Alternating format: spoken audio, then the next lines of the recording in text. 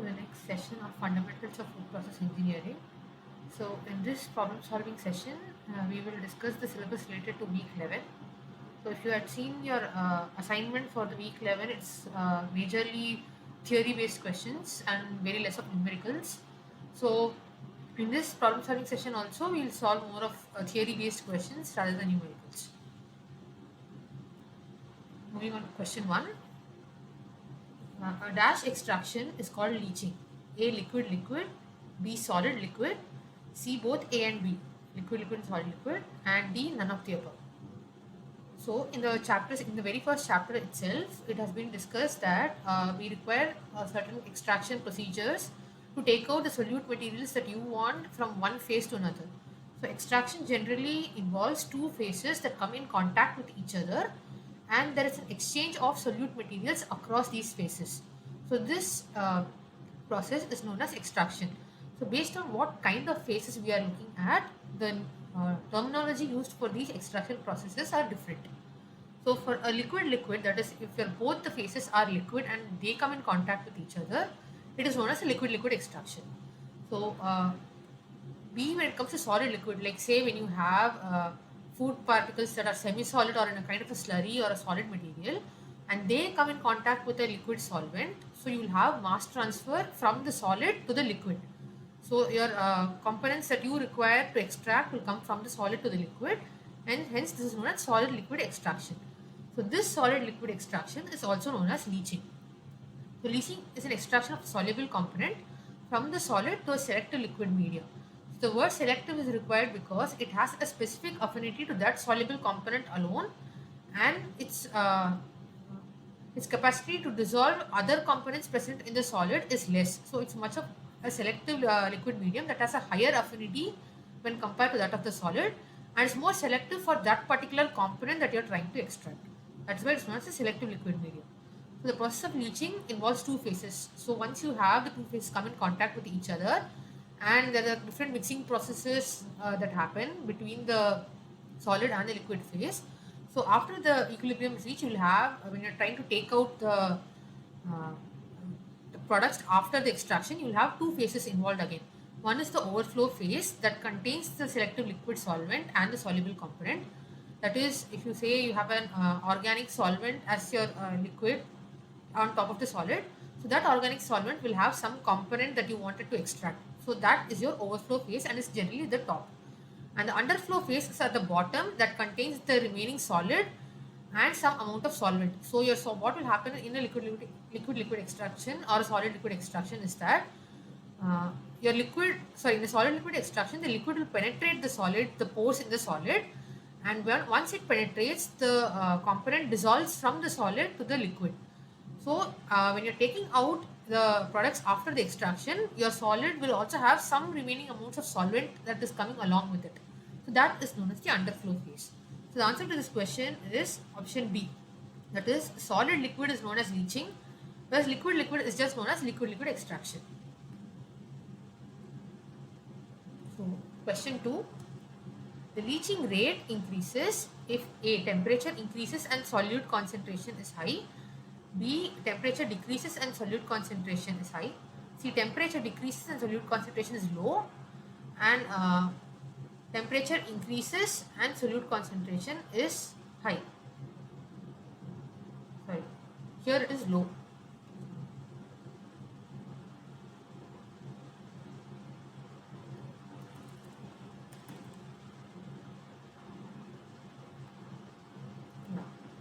So your leaching rate depends on multiple factors: your operating conditions, the kind of solute that you're trying to extract, the kind of solid that you have, and all those things. So leaching rate depends upon your operating conditions. So what happens if temperature increases is that as the temperature increases, the diffusivity of the molecules also increase. So now your solvent is able to penetrate the solid more because of higher diffusivity, and because the solvent is now able to penetrate more into the solid, you will have a higher mass transfer rate across the solid to the liquid and resulting in higher leaching rate. So as temperature increases, the diffusivity of the molecules, be it the solvent inside the solid or from your solid to your liquid, that is your solute from the solid to the liquid, the mass transfer increases and hence the leaching rate also increases. And what happens when your solute concentration is very high is that when your solute concentration is high, the viscosity of the slurry increases. So now it is very difficult for your particles to move in that particular phase. So the moment you reduce or impede the movement of solute particles in a phase, your leaching rate will drop. So in order to facilitate mass transfer, it is preferred that you have low concentrations of solute in the solid. So if you have low concentration of solute in the solid or the slurry, you will have a lower viscosity and it has a higher chance of mass transfer when compared to that having a higher solute concentration. So the answer to this question is option D. That is, if temperature increases and your solute concentration is lower, your leaching rate increases because of higher diffusivity and lower viscosity. Question 3. If the surface area of the material is increased, the extraction efficiency will A. decrease, B. increase, C. remain constant, and D. none of the above. So as I said, the extraction efficiency or the leaching efficiency, the ability to extract a particular component from one phase to another will depend upon the operating parameters as well as the kind of products that your two phases that you are dealing with. That is the properties of the two phases. So what happens when you are dealing with a solid material is that if you have just a large slab with pores in it, the chances of the liquid getting through the pores into the deep depth of the solid and then extracting the solute component is difficult. The same thing, if you have solid materials that have very high surface area, that is if you are dealing with like say smaller particles or so, or a smaller size of the particles, then your surface area of those particles increases. It is better to have like say 6 small spheres than one large sphere, all of them having the same volume. It's the same concept. So the surface area of the material, when the surface area of the material increases, the contact between your feed slurry and the solvent increases. So as you have a smaller surface area, your contact between your slurry and the solvent increases. And since the contact is a very, very crucial stage or a crucial step in the process of extraction, we try to make sure that we increase the contact as much as possible. So actually increasing the surface area of the material will increase the contact and hence improve the efficiency of extraction. So there are multiple important steps in extraction. First is that the solute has to dissolve in the liquid. So the liquid will have to penetrate through the solids, and once it penetrates through the solids, your solute material in the solid will now dissolve into the liquid because it has a higher affinity. Once it dissolves into the solvent, now your solute materials have to pass again through the pores to the outside of the solid material. So from the inside of the solid material to the outside of the solid material, your solute particles need to slowly diffuse. So that is your second step. First is the dissolution of the solute from the solid to the liquid. Second is the diffusion of the solute materials to the surface. And then third step is from the surface it needs to go into the bulk of the liquid phase. So these three are the very important steps in your extraction. So first, in order to the liquid to enter inside the solid, you need to make sure that the contact between your two phases are very high.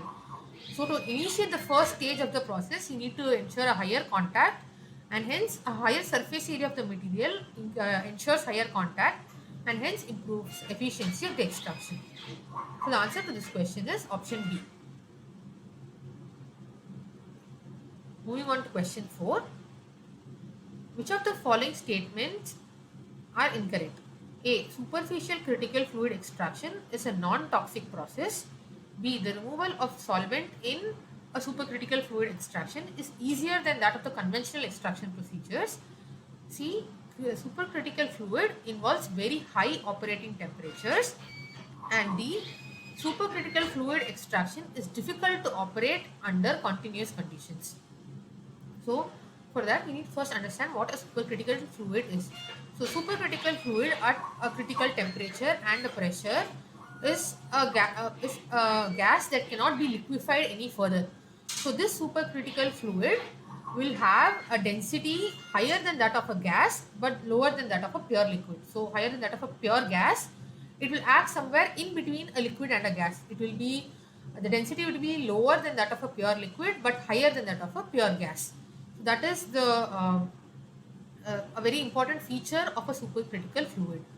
So what happens in a supercritical fluid extraction is that you have, uh, let's say you're passing a supercritical fluid into something known as an extraction vessel.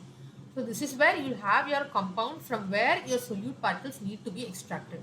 So you will pass a supercritical fluid inside the extraction vessel, and then what will happen is your extraction will take place, that is from your solid to the supercritical fluid. Your solute particles will now transfer, and after this mass transfer happens, you are now taking out the overflow, that contains both the solvent as well as your solute. So you are taking out the overflow and you are reducing the pressure. So what happens when you reduce the pressure is that the fluid is no longer at its critical pressure. So critical pressure is the point above which your gases cannot be liquefied. So that it will always be a critical fluid unless and until you reduce the pressure. So here we are reducing the pressure. The moment you reduce the pressure, your supercritical fluid will turn into a gas. Now, since this is a gaseous phase right now, when you put it inside a separator, you can actually remove the solute particles alone, and the solvent which is now turned into gas can be reused, compressed, and then sent back to the extraction vessel. So as you can see here, supercritical fluid extraction involves the use of the fluids above the critical temperature and pressure. Like say one of the examples of the fluid that is used is carbon dioxide, and the critical temperature is 304 Kelvin and the critical pressure is 7.4 megapascals. So here you can see the pressure required, the critical pressure of carbon dioxide is extremely high. So above this pressure, your carbon dioxide will always remain a supercritical fluid and will not turn into a gas. The advantage of using a supercritical fluid is that it has a higher solubility than that of using a pure liquid or a pure gas. So, and as you can see here, since we are operating it under TC and PC, that is the critical temperature and pressure, SFE involves operating under moderate temperature. So 304 Kelvin is a very, very moderate temperature. It's in fact close to your 37 degrees. So since one advantage is that you can operate it under moderate temperatures because your TC of your fluids are pretty low. But here you can see the pressure is extremely high. So supercritical fluid extraction involves operating under moderate temperatures but very high pressures. So in this stage, in this particular extraction vessel, the operating conditions will be at TC and at PC. And the moment you reduce the pressure, your solvent, that is your supercritical fluid, will turn into gas, which can be easily removed, unlike your other conventional extractions. So your other conventional extractions will require a liquid. So you will have to separate your liquid and your solute using distillation and other processes that depend upon your difference in properties between your solvent and your solute. So based on the difference in properties between the solvent and the solute, you actually take out the solute later. But in this case, there is no much effort required, since you can just easily convert it into gas and resupply it back to the extraction vessel, whereas the solute can be easily extracted later on. So the supercritical fluid extraction, since it is turning into a gas, there is very less part of the solvent still remaining with your extract. So since it is very less solvent remaining with your extract, and we are using very non-toxic fluids like carbon dioxide, supercritical fluid extraction in itself is a very non-toxic process. And the removal of the solvent is easier because you're just converting it into gas and resupplying it back, and you can take out your extract easily. But the incorrect statement in this particular question is that supercritical fluids do not involve high operating temperatures, they involve high operating pressures. So as you can see here, it is a very moderate temperature that we are operating it as, but your pressure is very high. And D is also correct. The supercritical fluid extraction is very difficult to operate under continuous conditions because you are dealing with such high pressures and such high operating conditions. It is very difficult to operate it in a continuous mode for a very long time. So it is better to be done in a semi-continuous or a batch mode rather than a completely continuous mode for a long time. So the answer to this question is option C. It is operated under moderate temperatures. Moving on to question 5. Statement 1. In a multi-stage counter-current extraction, the equilibrium is reached only at the last stage. Statement 2, in an extraction equipment, the heavier liquid is preferentially fed at the bottom. So what do you mean by a counter current extraction is that this is same like how we did for our previous lectures when we discussed about counter current separations of your products. So here you will have one feed entering in one direction and the other phase entering the other direction. So your two phases will enter in different directions and in different stages as well. So in a multi-stage counter current, your feed might enter in one stage and your solvent that is used to take out your components, that is your soluble components, will enter in a different stage and hence in opposite directions. So in a counter current extraction, what will happen is that you will feed in your slurry in one stage and your solvent from a previous stage or the next stage rather. In this case, the next stage will be fed to the previous stage. So you will have at one particular stage, you will still have your contact between your feed and your extract. So this contact is maintained for a particular amount of time so that it reaches equilibrium. So in every single extraction process, be it multi-stage or a single stage, we try to ensure that the equilibrium is reached at each and every stage and not just the last stage. So at each and every stage, the equilibrium is reached and after that it is passed down to the next stage. So statement 1 is false. Equilibrium is reached at each and every stage of the countercurrent multi-stage process. And statement 2, in an extraction equipment, heavier liquid is preferentially fed at the bottom. So generally what we have in a liquid-liquid extraction is that you have two liquid phases and generally it seems that one of the phase will have a higher density and the other phase will have a lower density, which is why you will see it multiple times separating into two layers. So if you just leave the two, if you just put the two fluids in a particular storage compartment and you just leave it for some time, you will actually see the phases separating because of difference in densities. So you generally have a heavier liquid or a higher density liquid and you have a lower density liquid as well. So what happens in an extraction equipment is that you pass the heavier liquid at the top and not at the bottom. So this has multiple advantages to it. So you often have a vertical column where you will pass the heavier liquid at the top and the lighter liquid at the bottom. So because of density differences, your heavier liquid will come down slowly and a lighter liquid will rise up. So because of this, a counter current flow is established between your heavier liquid and a lighter liquid. So heavier liquid will fall from top to bottom and a lighter liquid will flow from bottom to top. So a counter current is established and when these two phases come in contact with each other, there is a mass transfer involved resulting in extraction. So it is without the use of pumps or anything, you can actually establish this extraction by just passing the heavier liquid at the top so that it falls down and the lighter liquid at the bottom so that it rises up. So as the heavy liquid and light comes down and the light liquid rises, contact between the two phases is ensured resulting in mass transfer. So this also eliminates the use of pumps. The use of pumps to pump up a heavier liquid is very high. The energy requirement will be very high. So you would rather just pump it, you would rather just feed it at the top and let it pass down due to gravity and higher density as well. So the answer to this question is option B. Both the statements are false.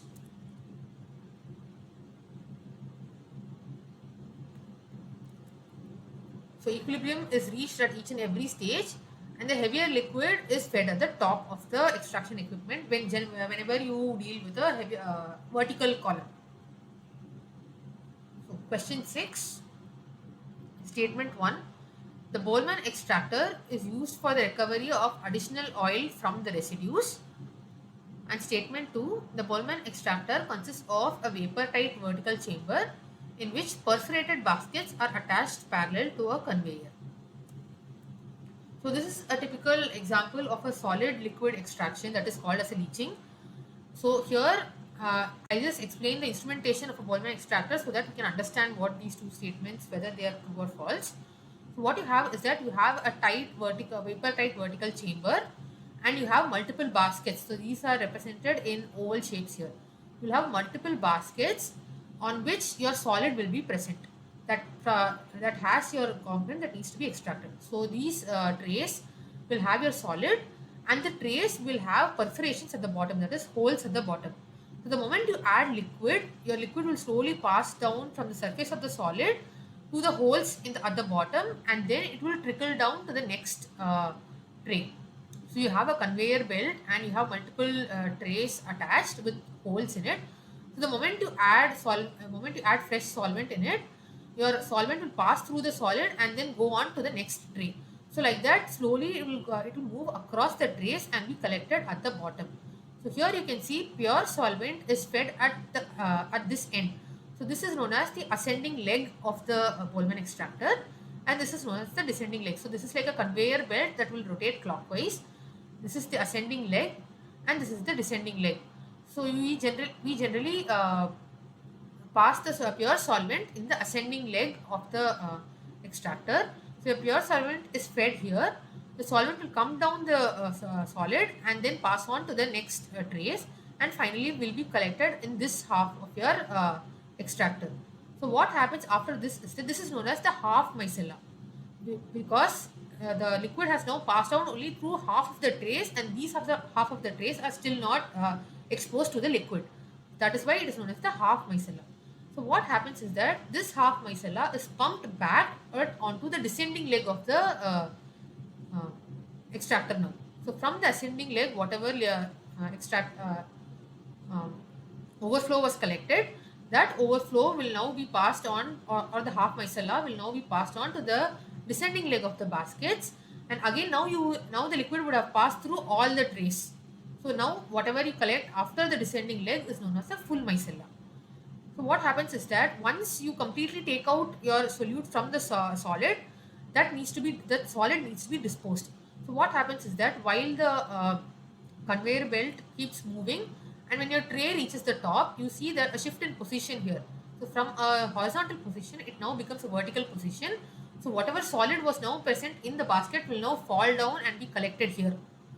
And now then the position will again be changed to a horizontal angle, and then you'll have fresh solid being introduced into the empty basket. The moment the fresh solid is being introduced into the empty basket, you will have the half micellar coming, and then you'll collect the full micellar here. So you will ensure that your liquid flows through each and every tray in the conveyor belt before throwing off the solid.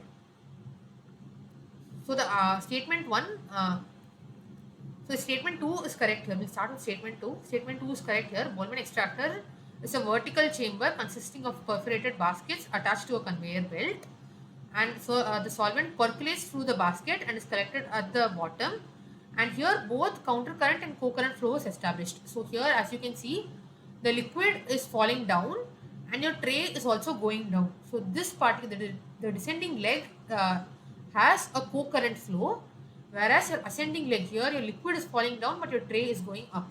So here you will have a counter current flow established. So you will have both co-current and counter current flow established inside a Boltzmann extractor.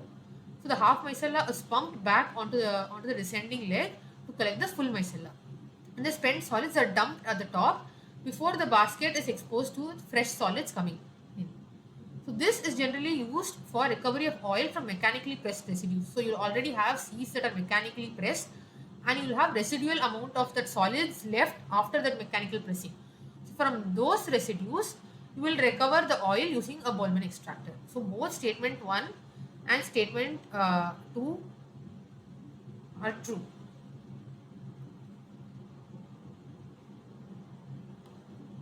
Sorry for these confusions.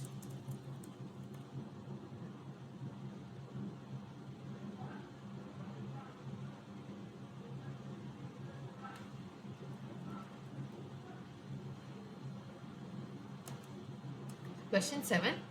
Stage efficiency in an all-stage contact process is expressed as A. Murphy efficiency, B. Thermal efficiency, C. Point efficiency, D. None of the above.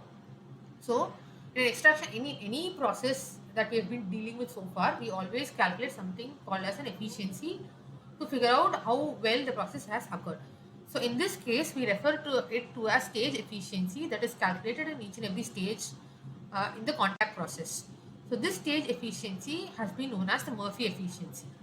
The stage efficiency or the Murphy efficiency is a measure of the deviation of the real extraction from the theoretical condition. So we have certain equations, mass balance equations and everything that we can use to calculate what will be the amount of solute that we can extract and what will be remaining with the solid. So those all calculations we can do. But in a real situation, you have multiple other steps that are involved. You have mass transfer, you have diffusion and everything coming into picture. So in a real situation, you will not have that much efficient extraction as what you would have got if you did a theoretical calculation.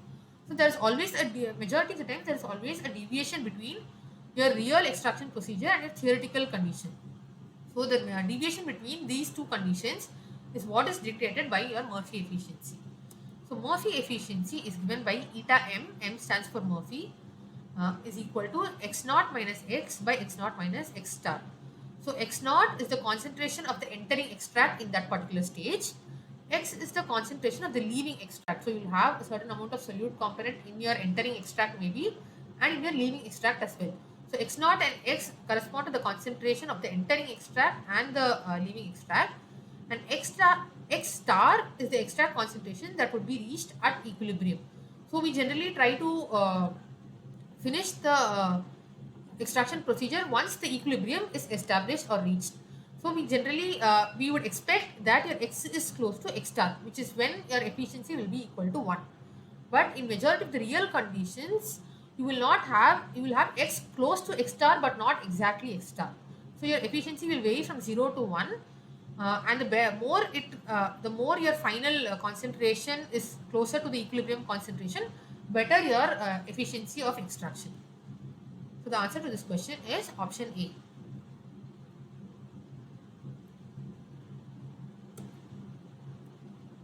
Moving on to question 8. Which of the following processes can improve leaching? A. Cooling, B. Drying, C. Crushing, D. None of the above. So all these three are different. You can actually improve leaching by undergoing a pre-treatment kind of procedure, so that you can improve the operating conditions, the properties of the solid or the different phases that you're dealing with to improve leaching. So the moment you reduce the temperature, that is you do the cooling, as we discussed before, your diffusivity will decrease, and you don't want that. You actually want mass transfer to happen between the two phases. So cooling is not preferred in a leaching process, and drying is also not preferred because you want the solvent to get inside the pores of the solid and then extract the solute from it. So you actually want it actually results in a wetter solid than before. So initially your solid will not have any solvent in it, but after the extraction procedure, if you remember, the underflow will have both the solid as well as the solvent, because now your solvent has entered into the pores of the solid. So you will actually not want a drying process. Your final solid will actually be more wet than your initial solid. So B is also not preferred. But C, in case of a crushing process, when you're crushing a large slab, you're reducing the particle size. So you're increasing the surface area of each of the particles as well. So the moment you increase the particle size of your solid, you will have a higher contact established between the two phases. And since you have a higher contact now established, your mass transfer area will increase, and hence your rate will also increase, improving the leaching process. So the answer to this question is option C. Crushing will reduce the particle size and improve the leaching process. Question 9. 100 kgs of the feed contains 50% of the liquid content, and this liquid contains 10% of a solute that needs to be removed by washing. So washing is slightly different from an extraction. I mean, although it does involve extracting a solute from one phase to another, the purpose of leaching and washing are slightly different. So in leaching, what happens is we are generally interested in the solute component that is being transferred from one phase to another. But in case of washing, we are more interested in the solid that is remaining in the underflow. So washing we generally do to remove off any contaminant solute that is present by extracting all the contaminants with the help of a liquid solvent, generally with water. So 10% of the solute is removed by washing. If the 10% of the liquid contains 10%, that needs to be removed by washing. If the residual solute concentration acceptable is 0.55 kg and each wash step contains 100 kgs of water, calculate the number of wash stages required. So we first calculate what all is given in the question in terms of weight basis. So the amount of liquid content in the feed is 50% of 100 kg, which means that it is 0.5 into 100 kg, which is 50 kgs. And the amount of solute in the liquid content is 10% of this liquid. So it is 10% of the 50 kg that we just calculated. So 0.1 into 50 kgs, which is equal to 5 kg. So in 50 kgs of the liquid content, 5 kg is that of your solute. The residual solute concentration that is acceptable is 0.55 kgs.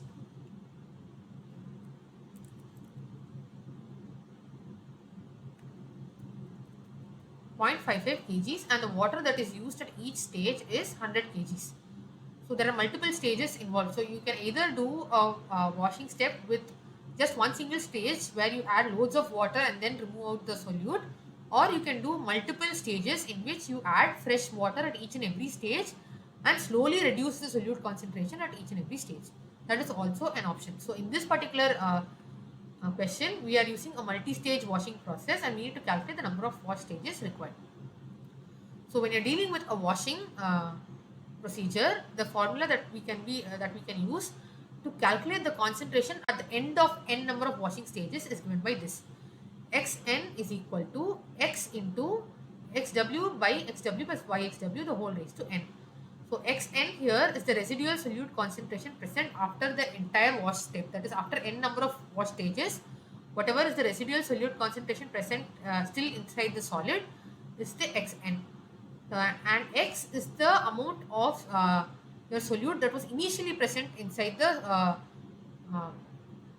feed at that particular stage. So that we need to make sure. So if you're looking at the first stage, your X will be different. When you're looking at the second stage, your X will be different, because in the first stage itself you would have removed some amount of the solute particles, and then when you feed it into the second stage, your solute concentration inside the feed would have been reduced. So your X is the inlet solute concentration at that particular stage into xw by xw plus yxw the whole raised to n. So xw is the amount of liquid content present inside the solid, and yxw in total, the combined parameter, is the total amount of water used at each stage, whole raised to n. So when you have the whole raised to n, your x is actually the initial solute that is present at the first stage.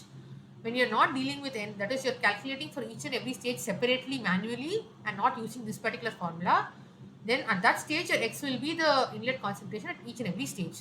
When you're using this formula, you can have your x as the solute concentration at the first stage. If you're calculating separately, your x will differ. So the one of the examples of calculating it separately is actually given in the lecture videos. In this particular problem, I'll be calculating directly from this equation. So Xn is the residual concentration, Xw is the water content in the solid, Yxw is the total amount of water required, and X is the initial solute concentration at the first stage. So we substitute the values. 0.55 kg is the residual concentration that is acceptable.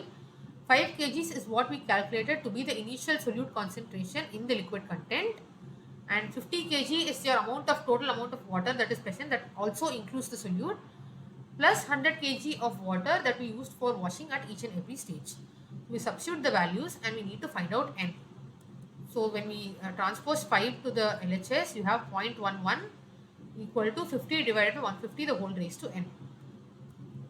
So now you can take a natural logarithm on either sides of the equation. So ln of 0.11 is equal to n into ln of 1 by 3, that is 50 by 150 is 1 by 3. So ln of 1 by 3. Now you can calculate n directly. N is equal to ln 0.11 divided by ln of 1 by 3. So your number of stages, that is your n, comes out to be 2. So you need 2 separate stages where you feed in 100 kgs of water in each of the stage to reduce the amount of solute component from 5 kg all the way to 0.55 kg. So the answer to this question is option B. That is, you require 2 stages. Moving to question 10. Which of the following extraction requires the use of solvent close to its boiling temperatures? So A. Supercritical fluid extraction, B. PEG based separation, C. Decoction, D. Pascalization. So we'll discuss each and every one of these extraction procedures one by one.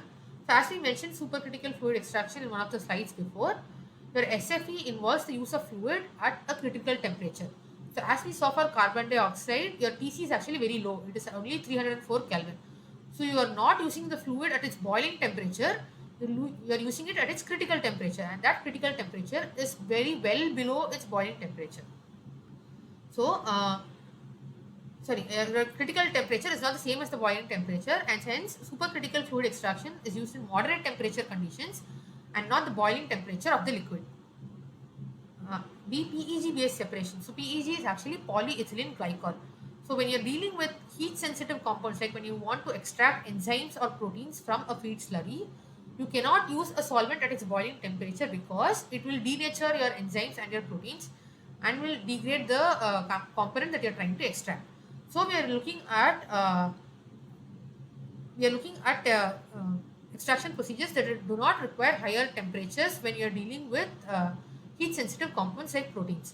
So PEG is one of the compound that can be used to separate your solute, specifically take out your proteins without exposing them to heat.